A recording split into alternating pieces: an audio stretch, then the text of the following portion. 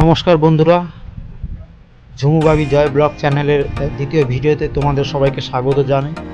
তো আজকে একটা গুরুত্ব বিষয় নিয়ে কথা বলবো। আমার কাছে একটা BMW এসছে ডি সিরিজের। তো এটা একটা অ্যাক্সিডেন্টাল গাড়ি, দেখতেই পাচ্ছ ব্লু রঙের এই BMW। তো অ্যাক্সিডেন্টটা হয়েছে বাম চাকার দিকে। এটা এখন অ্যালাইনমেন্ট করাতে এসছে। প্রবলেমটা কি, এই বাম চাকার সামনের অংশটা, এই যে সামনের দিকের অংশটা, সেটা বাইরের দিকে বেরিয়ে আছে, আর চাকার পিছনের অংশটা ভিতরের দিকে ঢুকে আছে। তো অবশ্যই এতে চলবেই না গাড়ি, একটা ক্যাচ ক্যাচ ক্যাচ ক্যাচ করে আওয়াজ হবে। আর তো দেখলাম ভিতরের টায়ারটাও কেটে কেটে কেটে কেটে যাচ্ছে। তো দাদা বললো অ্যালাইনমেন্টটা আগে করাতে, দেখি আদৌ অ্যালাইনমেন্টটা হয় কি না। তোমরা সবাই সঙ্গে থাকো, দেখতে থাকো ব্যাপারটা কি।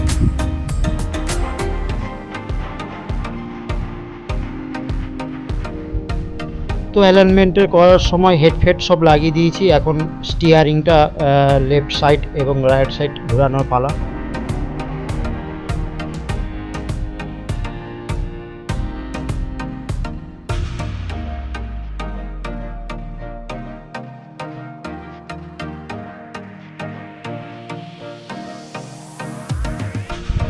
আগে লেফট সাইডে ঘোরাই, লেফট সাইডে হয়ে যাওয়ার পরে আবার অটোমেটিক কম্পিউটার ডান দিকে মানে রাইট সাইডে ঘোরাতে বলে। তো লেফট সাইডে হয়ে গেছে, এখন রাইট সাইডেও করা হচ্ছে।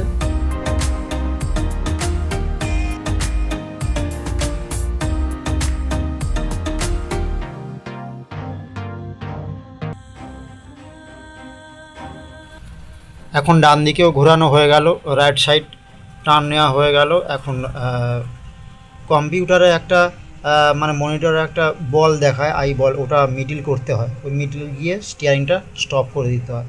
তো বলটা মিডিলে চলে গেছে, এখন স্টিয়ারিংটাও স্টপ করে দিয়ে এখন এটাকে সেভ করে নিতে হয়।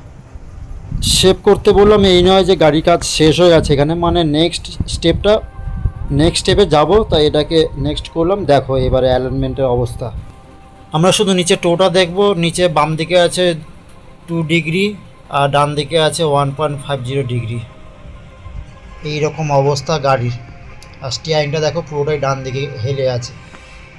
তো আমরা কি করব, এটাকে যতটা পারা যায় কমাবো, কিন্তু আমার মনে হয় না হবে, কেননা যেহেতু স্টিয়ারিংটা বেঁকে আছে ডান দিকে, আর বাম দিকের চাকার সামনের অংশটা বাইরে বেরিয়ে আছে। তো দেখি ভিতরের অবস্থা কি। ভিতরে ডান দিকের সাসপেনশন তো দেখে ঠিকই আছে, আর বাম দিকের অবস্থাটা দেখলে বোঝা যাবে, যেহেতু বাম দিকের প্রবলেমটা আসল। ওরে বাবরে, নিচের লোয়ার আর্মটা দেখো পুরো বেঁকে। ওরে বাবরে, এই অবস্থায় গাড়ি চালিয়ে নিয়ে এসছে। ডান দিকেই দেখো লোয়ার আর্মটা পুরো সোজা আছে, পুরো স্ট্রেট। আর বাম দিকে লোয়ার আর্মটা, এইটা হচ্ছে লোয়ার আর্ম, এটা ডান দিকের, এটা পুরো স্ট্রেট আছে। আর বাম দিকে লোয়ার আর্মটা দেখো মারাত্মক বেঁকেছে। এই জন্যই চাকাটা ঠিকঠাকভাবে চলছে না। আর এরা বেন্ড হয়েছে মানে পিছনের চাকার অংশটাকে টেনে নিয়ে ভিতরে ঢুকিয়ে দিয়েছে, আর সামনের অংশটা বাইরে বের করে দিয়েছে। এই হচ্ছে প্রবলেম। তো এর অ্যালাইনমেন্ট হবেই না বলে দিই।